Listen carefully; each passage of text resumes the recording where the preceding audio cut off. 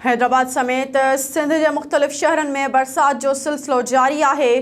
केतराई इलाइक़ा पानी हेठि अची विया। मुख़्तलिफ़ हादसनि ऐं वाक़िअनि में वधीक 10 ॼणा फ़ौत, केतराई ज़ख़्मी थी पिया। SS न्यूज़ के नुमाइंदनि मूजिब हैदराबाद के मुख़्तलिफ़ इलाइक़नि Saddar, Gari Khato, Kohinoor Chowk, Pretabad, Phuleli market, Pathan colony, Sarfaraz colony, Mumtaz colony, Bhatti Goth समेत लतीफ़ाबाद के समूरन यूनिटन, कासमाबाद के समूरन इलाइक़नि, तालके बहराड़ीअ के आसपास बरसात जो तेज़ वसकारो वक़्फ़े से जारी है, जॾहिं त हेठें इलाइक़नि में बरसाती पानी बीहजी वियो है।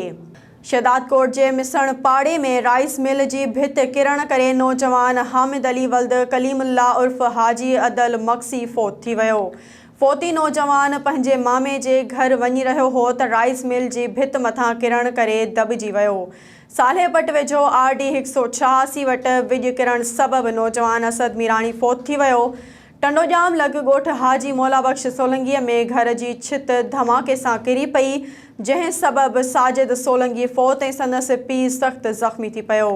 जंगशाही ऐं आसपास के इलाइक़नि में हिकु भेरो ॿीहर ज़ोरदार बरसात के वसकारे सबबि सॼो कोहिस्तान पानी हेठि अची वियो।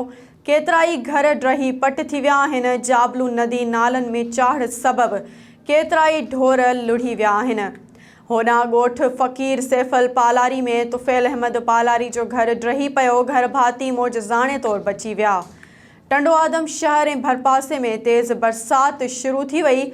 बरसात सबबि हेठां इलाइक़नि मुख्य रोडनि ते पानी बीहजी वियो। बिजली जो निज़ाम धरम भरम थी वियो। पीरवसण, खरड़ाह ऐं सीरी में बि तूफ़ानी बरसात तबाही मचाए छॾी। तूफ़ानी बरसात केतराई घर ड्राहे पट पइजी विया। मुतासिरनि जी कंहिं बि सार नाहे लधी। नाज़रीन, वधीक ख़बरुनि ऐं अपडेट्स लाइ ॾिसंदा रहो SS न्यूज़ वेब चैनल।